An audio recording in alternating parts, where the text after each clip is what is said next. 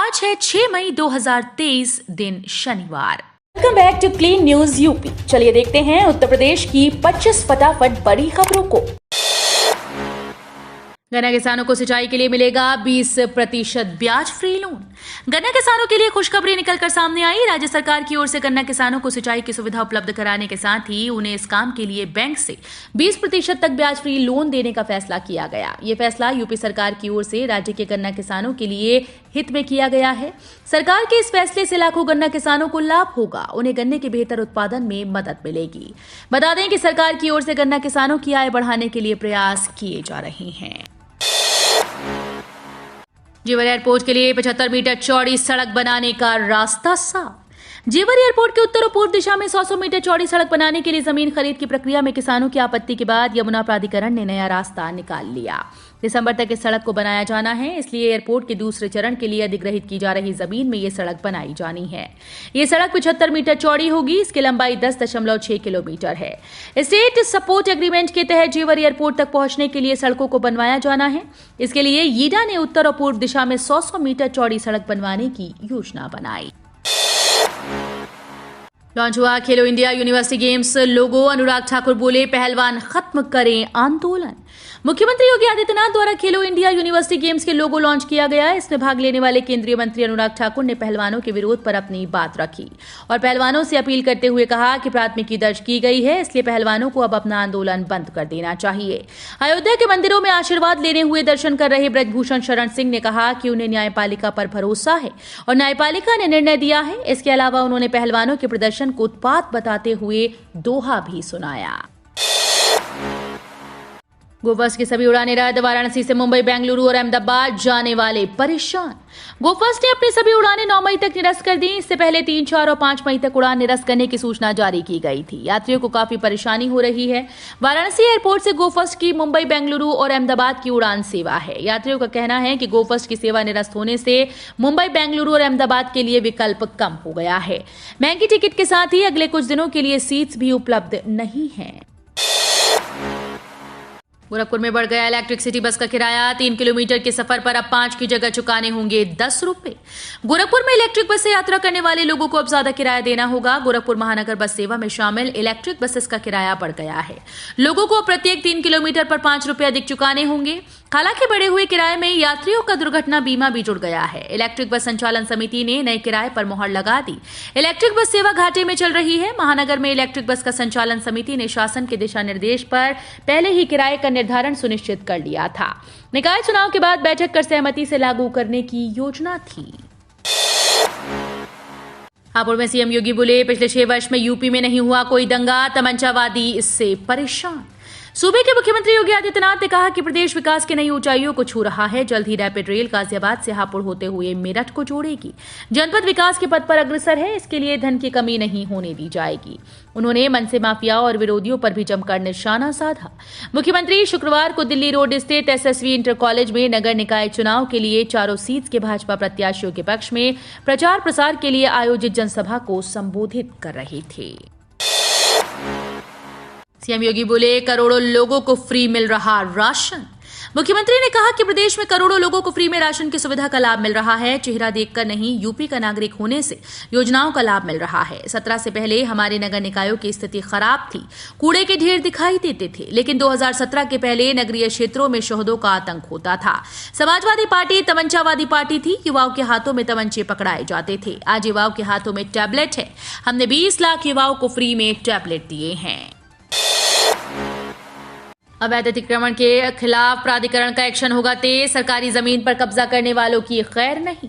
Greater Noida प्राधिकरण अवैध तरीके से कब्जा करने वालों के खिलाफ एक्शन लेने की योजना बना रहा है। बीते दिनों ग्रेटर नोएडा प्राधिकरण कार्यालय में बैठक हुई, जिसकी अध्यक्षता उच्च अधिकारियों ने की। बैठक में फैसला लिया गया कि ग्रेटर नोएडा में जितने भी अवैध अतिक्रमण हो रहे हैं उनके खिलाफ एक्शन होगा। इसको लेकर बहुत ही जल्द रूपरेखा तैयार की जाएगी। इसके अलावा वो अधिकारी भी नपेंगे जो अवैध अतिक्रमण करने वाले लोगों की मदद करते हैं। बसपा के मंडल कोऑर्डिनेटर सहित कईयों ने थामा भाजपा का दामन। ब्रजेश पाठक बोले, बीजेपी को प्रचंड बहुमत। भाजपा में दूसरे दलों के नेताओं के शामिल होने का सिलसिला जारी है। शुक्रवार को बसपा के बड़ौद से पूर्व विधानसभा प्रत्याशी अंकित शर्मा, राष्ट्रीय लोकदल की आगरा की पूर्व जिलाध्यक्ष कुसुम चाहर, मेरठ मंडल के पूर्व मंडल कोऑर्डिनेटर गोविंद भाटी, सपा लोहिया वाहिनी के पूर्व राष्ट्रीय सचिव अनूप सिंह बारी, अयोध्या के जिला पंचायत सदस्य चंद्रभान सिंह, लखनऊ बार एसोसिएशन के उपाध्यक्ष अनुज यादव सहित कई अन्य नेताओं ने भाजपा का दामन थाम लिया। आगरा में सिटी बस चलाने वाले चालकों ने की हड़ताल। आगरा में लोगों को उनके गंतव्य तक ले जाने वाली सिटी बस के पहिए थम चुके हैं। ऐसे में सैकड़ों यात्रियों को बस के इंतजार में भीषण गर्मी में सड़क किनारे खड़ा होना पड़ रहा है, लेकिन घंटे भर तक इंतजार करने के बावजूद उन्हें बस नहीं मिल रही। ऐसे में सवारियों को अन्य वाहनों का सहारा लेना पड़ रहा है और अन्य वाहन भी लोगों से मनमाना किराया वसूल रहे हैं। इलेक्ट्रिक बस चलाने वाले चालकों ने वेतन न मिलने की वजह से हड़ताल कर दी है, जिसकी वजह से आगरा में 70 से 80 बसेस का संचालन बंद हो गया।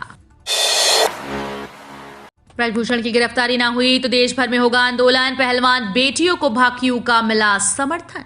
दिल्ली के जंतर मंतर पर धरने पर बैठे पहलवानों को भारतीय किसान यूनियन का समर्थन मिला। भाकियू ने ब्रजभूषण की गिरफ्तारी न होने पर देश भर में आंदोलन की चेतावनी दी। कुश्ती संघ के अध्यक्ष ब्रजभूषण शरण सिंह के खिलाफ पहलवान बेटियों के आंदोलन की आग अब गांव में पहुंचने लगी है।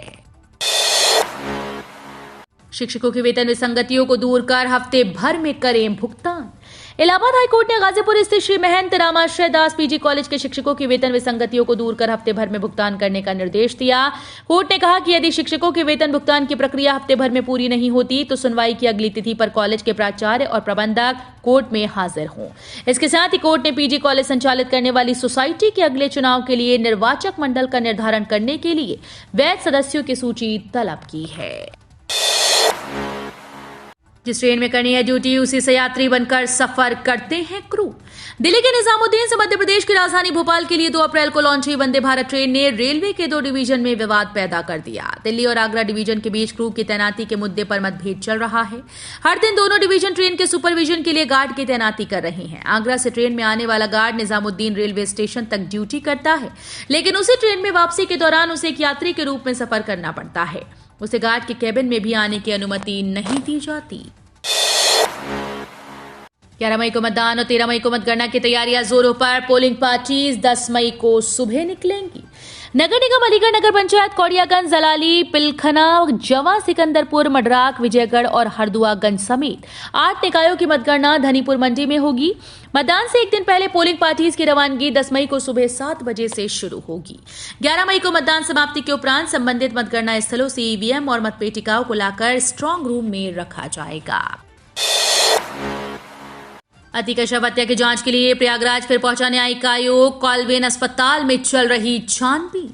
माफिया अतीक अहमद और उसके भाई अशरफ हत्याकांड की जांच के लिए यूपी सरकार द्वारा गठित न्यायिक जांच आयोग की टीम शुक्रवार को एक बार फिर से प्रयागराज पहुंची। इसके बाद न्यायिक आयोग की टीम कालवेन अस्पताल पहुंची। न्यायिक जांच आयोग की टीम दूसरी बार घटनास्थल का मुआयना कर रही है। पहली बार न्यायिक आयोग की टीम 20 अप्रैल को कालवेन अस्पताल पहुंची थी। चकेरी एयरपोर्ट के लिए टर्मिनल का उद्घाटन 26 मई को। रनवे पर 1 किलोमीटर तक लगेगी अप्रोच लाइट। चकेरी स्थित एयरपोर्ट के लिए टर्मिनल का उद्घाटन 26 मई को होगा। इसी दिन से यहां पर दिन और रात दोनों समय विमान उड़ान भरेंगे। वहीं एयरपोर्ट के नए टर्मिनल के 28,000 मीटर के रनवे पर 1 किलोमीटर तक अप्रोच लाइट लगाई जाएगी। अभी फिलहाल 300 मीटर तक अप्रोच लाइट लगी हुई है। लाइट लग जाने से रात और कोहरे में भी एयरपोर्ट पर विमान की लैंडिंग हो सकेगी। आसमान से होगी बैक्टीरिया की बरसात, उन पर नहीं होगा दवाओं का भी असर। जर्नल में प्रकाशित शोध के अनुसार शोधकर्ताओं ने बादलों के नमूनों से मिले बैक्टीरिया से एंटीबायोटिक प्रतिरोधी जीन का पता लगाया। फ्रांस और कनाडा के शोधकर्ताओं की एक टीम ने इन बादलों को अशुभ माना। शोध के मुख्य लेखक फ्लोरेंट रॉसी ने बताया कि आमतौर पर ये बैक्टीरिया पत्तियों या मिट्टी की सतह पर पाया जाता है। फ्लोरेंट ने बताया कि हवा से ये बैक्टीरिया वायुमंडल में पहुंच जाते हैं और बादलों के जरिए दुनिया में कहीं भी जा सकते हैं। आईटीआर फाइल करने की डेडलाइन जारी। इस तारीख से पहले टैक्स न भरने पर देना होगा भारी जुर्माना। इनकम टैक्स रिटर्न वो लोग फाइल करते हैं जिनकी इनकम टैक्सेबल होती है। वहीं इन इनकम टैक्स इनकम के आधार पर अलग अलग इनकम टैक्स स्लैब के तहत टैक्स रिटर्न भरा जाता है। जबकि इनकम टैक्स भरते समय कुछ खास बातों का ध्यान रखना जरूरी है, जैसे कि इनकम टैक्स रिटर्न सही समय पर नहीं भरते तो आपको काफी नुकसान भुगतना पड़ सकता है। बता दें कि इनकम टैक्स विभाग ने डेडलाइन जारी की है जो कि 31 जुलाई 2023 है। पैन कार्ड है तो अब सरकार लगाएगी 1,000 रुपए का जुर्माना। आर्थिक लेन देन के लिए पैन कार्ड की काफी जरूरत पड़ती है। देश में पैन कार्ड हर व्यक्ति को दिए जाने वाला एक विशेष नंबर है, जिसकी मदद से लोग आसानी से बड़ा वित्तीय लेन देन कर सकते हैं। वर्तमान नियमों के अनुसार आपको अपना स्थायी खाता संख्या और आधार संख्या लिंक करना आवश्यक है। केंद्रीय प्रत्यक्ष कर बोर्ड के अनुसार यदि दोनों लिंक नहीं तो उनके पैन कार्ड निष्क्रिय हो सकते हैं। परिणाम स्वरूप आप वित्तीय लेन देन करने में असमर्थ रहेंगे, जबकि बिना जुर्माना चुकाए दोनों को जोड़ने की समय सीमा बीत चुकी है। फिर भी लोग 1000 रुपए का जुर्माना देकर पैन और आधार कार्ड को लिंक कर सकते हैं। सफर कर रहे यात्रियों की परेशानी दूर करने को लेकर रेलवे का वॉर रूम। रेलवे ने ट्रेन में ऑन बोर्ड पैसेंजर्स की परेशानी दूर करने को लेकर वॉर रूम बनाया है। ये वॉर रूम नई दिल्ली में रेलवे के मुख्यालय रेल भवन में बनाया गया। इस पर सीधी नजर रेल मंत्री अश्विनी वैष्णव की भी रहती है। कई मौकों पर खुद रेल मंत्री आते हैं और यहाँ का जायजा लेते हैं। सातों दिन 24 घंटे काम करने वाले इस वॉर रूम में 6 कंप्यूटर टर्मिनल पर अलग अलग विभाग के कर्मचारी यात्रियों की आ रही परेशानी को दूर करने में जुटे रहते हैं। इसमें आरपीएफ, कमर्शियल, मैकेनिकल, इलेक्ट्रिकल विभाग के साथ साथ सोशल मीडिया पर आ रही शिकायतों पर नजर रखने के लिए भी कर्मचारी तैनात हैं। एटीएम से पैसे निकालते समय रहे सावधान, फ्रॉड द्वारा एटीएम से निकाले जा रहे हैं पैसे। अगर आप एटीएम कार्ड का इस्तेमाल करते हैं तो सावधान रहने की जरूरत है, क्योंकि देश भर में ऐसे गिरोह का पता चला जो अवैध तरीके से डेबिट कार्ड इस्तेमाल करने वाले लोगों के साथ धोखाधड़ी कर रही हैं। कार्ड बदलकर उनके साथ धोखा किया जा रहा है, उनके अकाउंट से लाखों की रकम निकाली जा रही है। डिप्टी सीएम केशव प्रसाद ने सपा बसपा और कांग्रेस को बताया आईसीयू में। अतरौली नगर पालिका अध्यक्ष पद के लिए भाजपा प्रत्याशी पवन वर्मा के समर्थन में नगर के सब्जी मंडी चौराहे पर शुक्रवार को जनसभा का आयोजन किया गया। जनसभा में शामिल हुए प्रदेश के उप मुख्यमंत्री केशव प्रसाद मौर्य ने कहा कि सपा बसपा और कांग्रेस इस वक्त आईसीयू में है, इनको ऑक्सीजन मत देना। इनका चरित्र किसी से छिपा नहीं, ये एक ही थैली के चट्टे बट्टे हैं। उप मुख्यमंत्री ने कहा कि भाजपा की डबल इंजन की सरकार ने सुशासन दिया, गरीबों को बिजली, राशन, प्रधानमंत्री आवास देने में कोई भेदभाव नहीं किया। कर्मचारियों को मिलेंगे बड़े तोहफे, 46% डीए बढ़ोतरी जल्द, वेतन में होगी बम्पर वृद्धि। आगामी दिनों में कर्मचारियों को कई बड़े तोहफे मिल सकते हैं। दरअसल एक तरफ उनके महंगाई भत्ते में छमाही की वृद्धि की जाएगी, वहीं दूसरी तरफ उनके वेतन को बढ़ाया जा सकता है। इसके अलावा डीए एरियर पर भी कुछ बात निकलकर सामने आ सकती है। फिलहाल ये मुद्दा अटक गया है, जबकि नए वेतन आयोग की सिफारिश पर भी कर्मचारी संघ द्वारा नवीन मांग और विचार विमर्श किया जा रहा है, जबकि सरकार द्वारा इस पर समीक्षा बैठक बुलाई जा सकती है। बसपा प्रत्याशी ने किया आचार संहिता का उल्लंघन, मस्जिद निर्माण में मदद का ऐलान, रिपोर्ट दर्ज। महोबा नगर निकाय चुनाव को लेकर प्रत्याशी जीत सुनिश्चित करने के लिए तरह तरह के प्रलोभन दे रहे हैं। मुस्लिम समाज के लोगों को लुभाने के लिए महोबा पालिका से अध्यक्ष पद के बसपा प्रत्याशी ने एक मस्जिद के निर्माण के लिए 51,000 रुपए देने का ऐलान कराया। ये वीडियो सोशल मीडिया में वायरल हो गया। सेक्टर मजिस्ट्रेट ने शहर कोतवाली में बसपा प्रत्याशी के खिलाफ आचार संहिता का उल्लंघन का मुकदमा दर्ज कराया है।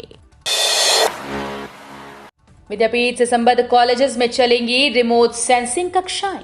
काशी विद्यापीठ से संबद्ध हर महाविद्यालय में रिमोट सेंसिंग और सैटेलाइट तकनीक की कक्षाएं चलेंगी। कुल सचिव की तरफ से सभी महाविद्यालयों को Indian institute of remote sensing और इसरो के नोडल केंद्र इंडिया स्पेस वीक की वेबसाइट पर इसके लिए ऑनलाइन रजिस्ट्रेशन कराने के निर्देश दिए गए हैं। पाठ्यक्रम की कक्षाएं ऑनलाइन और ऑफलाइन मोड में चलाई जाएंगी। तो ये थी आज की 25 फटाफट बड़ी खबरें। अगर आपको न्यूज पसंद आई हो तो वीडियो को लाइक और शेयर जरूर करें। धन्यवाद।